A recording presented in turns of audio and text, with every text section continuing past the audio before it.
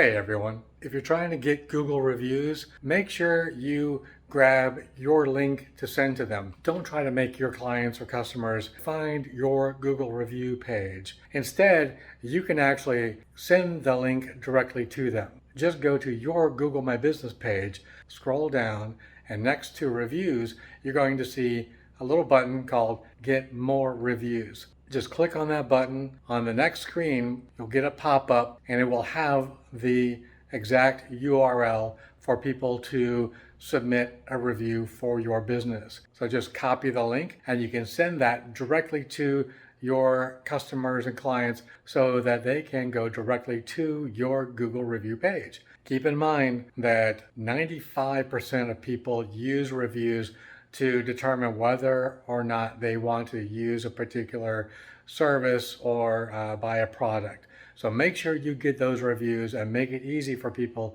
to submit those reviews. If you have any other questions or need any help with any of this, please shoot me a message. I'd be happy to help. Richard Blount with Four Winds Marketing Agency. Y'all have a good day.